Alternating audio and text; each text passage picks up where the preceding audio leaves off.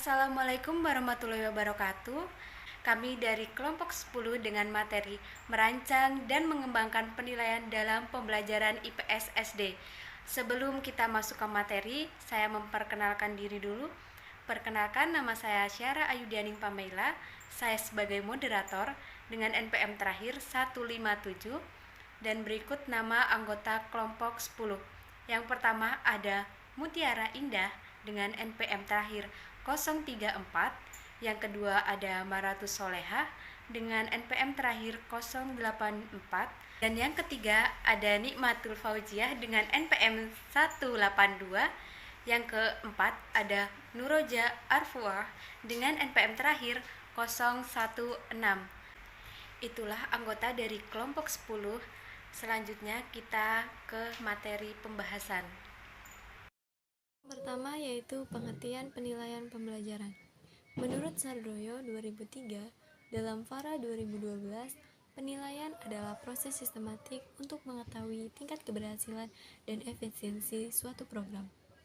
Penilaian merupakan suatu proses pengumpulan, pelaporan, dan penggunaan informasi tentang hasil belajar siswa yang diperoleh melalui pengukuran untuk menganalisis atau menjelaskan unjuk kerja atau prestasi siswa dalam mengerjakan tugas-tugas yang terkait. Penilaian pembelajaran merupakan proses pengumpulan dan pengolahan informasi untuk mengukur pencapaian hasil belajar peserta didik. Penilaian dilakukan secara holistik, meliputi kompetensi sikap, pengetahuan, dan keterampilan, baik selama pembelajaran berlangsung maupun setelah pembelajaran berakhir.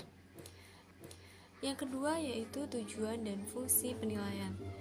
Yang pertama, untuk mengetahui tingkat penguasaan peserta didik terhadap materi yang sudah diberikan.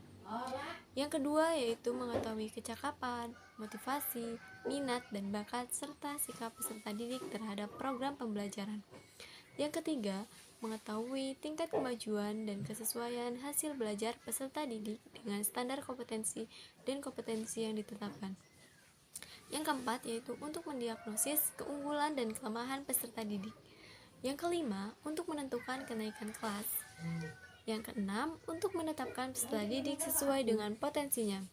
Yang ketujuh, untuk mengetahui tingkat efektivitas dan efisiensi berbagai komponen pembelajaran yang digunakan guru dalam jangka waktu tertentu.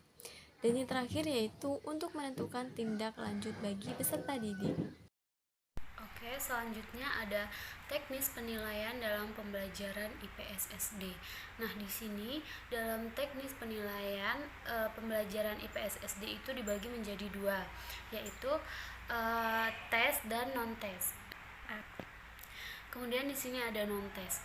Non-tes yaitu seringkali digunakan di pendidikan anak usia dini, antara lain yaitu teknik observasi, kemudian wawancara, angket, atau dokumentasi, dan lain sebagainya. Materi yang selanjutnya adalah pelaksanaan penilaian kelas. Dalam pelaksanaan penilaian kelas, terdapat berbagai istilah sebagai berikut. Yang pertama ada penilaian oleh pendidik. Jadi penilaian oleh pendidik itu merupakan bentuk penilaian terhadap hasil belajar peserta didik yang dilakukan oleh pendidik selama proses dan akhir pembelajaran, yang meliputi kompetensi sikap, pengetahuan, dan keterampilan yang dilakukan secara terencana dan sistematis. Yang kedua ada penilaian autentik. Apa itu penilaian autentik? Jadi penilaian autentik itu bentuk penilaian yang menghendaki peserta didik menampilkan sikap, menggunakan pengetahuan dan keterampilan yang diperoleh dari pembelajaran dalam situasi yang sesungguhnya atau dunia maya. Yang ketiga ada penilaian diri. Penilaian diri merupakan penilaian yang dilakukan sendiri atau diri sendiri oleh peserta didik secara reflektif untuk membandingkan posisi relatifnya dengan kriteria yang telah ditetapkan. Yang keempat ada penilaian berbasis portofolio. Jadi penilaian ini merupakan penilaian yang dilaksanakan peserta didik untuk menilai keseluruhan proses belajar peserta didik, termasuk penugasan perorangan dan kelompok di dalam atau di luar dalam kurun waktu tertentu. Yang kelima ada ulangan harian. Jadi ulangan harian itu adalah kegiatan yang dilakukan secara periodik untuk menilai kompetensi peserta didik setelah melaksanakan satu kompetensi atau subtema dan yang terintegrasi dengan proses pembelajaran. Yang keenam ada ulangan tengah semester. Pastinya kita udah tahu kalau menuju ulangan akhir semester kita harus melaksanakan ulangan tengah semester dulu. Jadi ulangan tengah semester itu kegiatan yang dilakukan oleh peserta didik untuk mengukur pencapaian kompetensi peserta didik di tengah semester. Yang ketujuh ada penilaian ulangan akhir semester. Jadi penilaian akhir semester ini merupakan kegiatan yang dilakukan oleh pendidik untuk mengukur pencapaian kompetensi peserta didik di akhir semester. Jadi penilaian ini untuk mengukur seberapa siswa paham dalam proses pembelajaran selama ini. Karakteristik penilaian dalam kurikulum 2013 di SD. Yang pertama itu ada belajar tuntas. Ketuntasan belajar merupakan tingkat minimal pencapaian kompetensi sikap, pengetahuan, dan keterampilan, meliputi ketuntasan substansi dan ketuntasan belajar dalam kurun waktu belajar. Jika ada peserta didik yang memiliki sikap yang tidak baik, maka diberi umpan balik secara langsung. Peserta didik yang belum mencapai ketuntasan belajar pada KI 3 dan KI 4 diberi kesempatan untuk remedi dan peserta didik tidak diperkenankan melanjutkan pembelajaran kompetensi selanjutnya sebelum kompetensi tersebut tuntas. Melalui cara tersebut, guru dapat mengetahui sedini mungkin kesulitan peserta didik sehingga pencapaian kompetensi yang kurang optimal dapat segera diperbaiki. Berikutnya ada autentik. Memandang penilaian dan pembelajaran sebagai dua hal yang saling berkaitan, penilaian autentik harus mencerminkan masalah dunia nyata, bukan dunia sekolah saja. Menggunakan berbagai cara dan kriteria holistik, penilaian autentik lebih menekankan mengukur apa yang dapat dilakukan oleh peserta didik. Berikutnya ada berkesinambungan. Penilaian berkesinambungan sebagai penilaian yang dapat dilakukan secara terus-menerus dan berkelanjutan selama pembelajaran berlangsung. Tujuannya adalah untuk mendapatkan gambaran utuh mengenai perkembangan hasil belajar peserta didik, memantau proses, kemajuan, dan perbaikan hasil terus-menerus dengan menggunakan berbagai bentuk penilaian. Berikutnya, ada menggunakan bentuk penilaian yang bervariasi. Penilaian pada kompetensi sikap, pengetahuan, dan keterampilan menggunakan berbagai bentuk penilaian yang sesuai dengan karakteristik kompetensi yang akan diukur atau dinilai. Berbagai bentuk penilaian yang dapat dilakukan antara lain tes tertulis, tes lisan, penilaian produk, penilaian portofolio, kinerja, proyek, pengamatan dan atau observasi kemudian berdasarkan acuan penilaian pada kompetensi sikap, pengetahuan, dan keterampilan menggunakan acuan kriteria kemampuan peserta didik tidak dibandingkan terhadap kelompoknya tetapi dibandingkan terhadap ketuntasan yang telah ditetapkan. Idealnya, kriteria ketuntasan ditetapkan oleh satuan pendidikan dengan mempertimbangkan karakteristik kompetensi dasar yang akan dicapai, daya dukung sarana dan guru, dan karakteristik peserta didik. Berikutnya ada bentuk penilaian pembelajaran IPS di SD. Penilaian pembelajaran IPS di SD dilakukan dengan menggunakan berbagai bentuk penilaian untuk kompetensi dasar yang dikategorikan dalam 3 kompetensi, yaitu sikap, pengetahuan, dan keterampilan. Yang pertama ada penilaian kompetensi sikap. Penilaian sikap dimaksudkan sebagai penilaian terhadap perilaku peserta didik dalam proses pembelajaran. Dalam hal ini, penilaian sikap lebih ditujukan untuk membina perilaku sesuai budi pekerti dalam rangka pembentukan karakter peserta didik.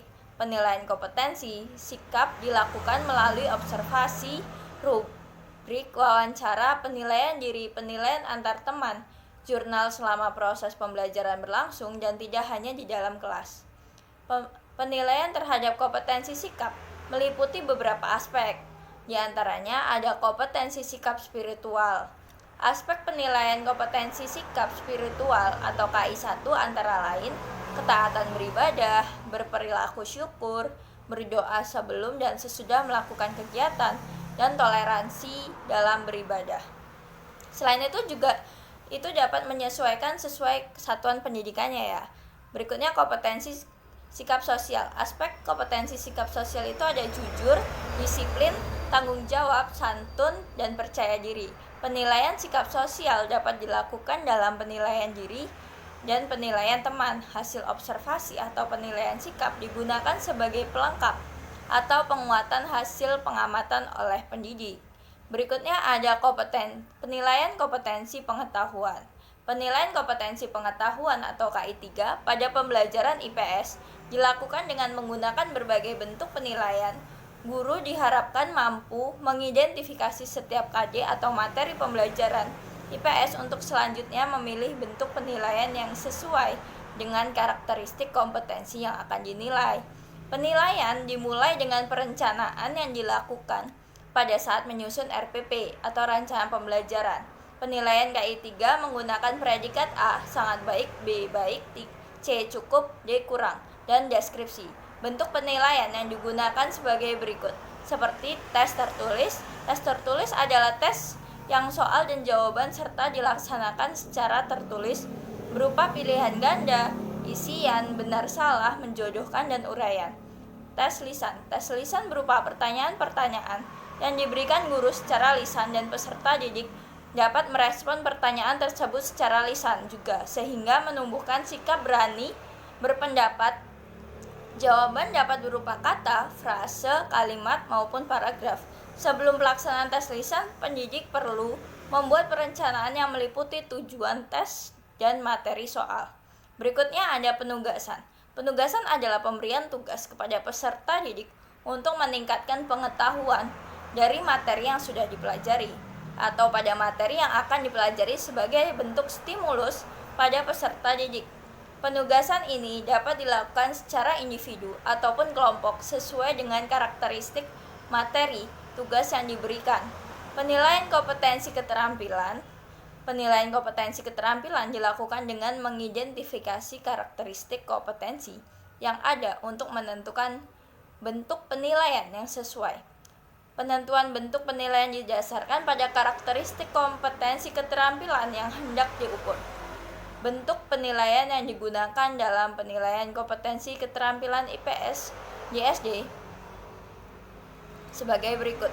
Yang ada penilaian kinerja. Penilaian kinerja merupakan penilaian di mana peserta didik melakukan suatu tugas pada situasi yang sesungguhnya dengan mengaplikasikan atau mendemonstrasikan pengetahuan dan keterampilan yang dibutuhkan.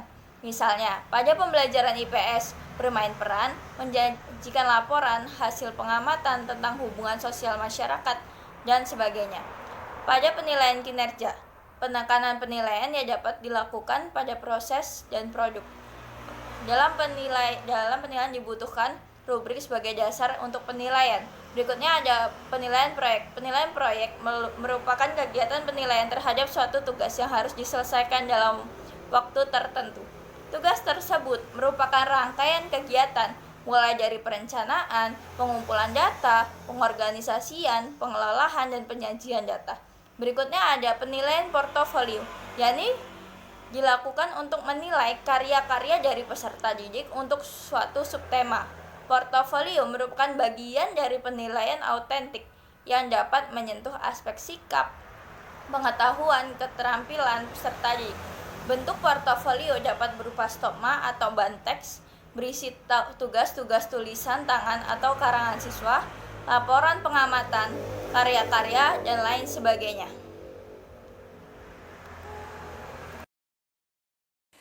Materi yang terakhir yaitu aspek dalam penilaian pembelajaran IPS SD. Yang pertama ada aspek afektif atau penilaian yang dilihat dari sikap, tingkah laku, dan perilaku peserta didik. Untuk penilaian aspek ini bisa dilakukan melalui observasi yang dilakukan oleh guru, kedua yaitu melakukan penilaian terhadap diri sendiri atau terhadap diri siswa itu sendiri. Yang terakhir yaitu penilaian yang dilakukan antar teman. Kedua ada aspek kognitif atau penilaian yang dilihat dari sudut pengetahuan peserta didik. Tujuan dari penilaian kognitif ini yaitu untuk mengetahui sejauh mana peserta didik menguasai materi yang telah diberikan selama pembelajaran. Nah, untuk penilaian tes kognitif ini bisa melalui tes tertulis ataupun tes lisan. Untuk tes tertulis sendiri contohnya yaitu pemberian pilihan ganda, uraian, esaian, dan lain-lain. Sedangkan tes lisan yaitu bisa dilakukan melalui pemberian tugas, melalui UTS ataupun UAS. Yang terakhir yaitu aspek psikomotorik atau penilaian terhadap keterampilan peserta didik. Untuk pengambilan nilai keterampilan peserta didik ini yaitu bisa diambil dari penilaian kinerja peserta didik terhadap tugas-tugas yang telah diberikan guru terhadap siswa. Yang kedua yaitu penilaian proyek peserta didik. Yang terakhir yaitu penilaian terhadap portofolio. Itulah tadi penyampaian materi dari kelompok 10. Apabila ada kekurangan kata maupun penyampaian dalam kita berpresentasi, mohon maaf.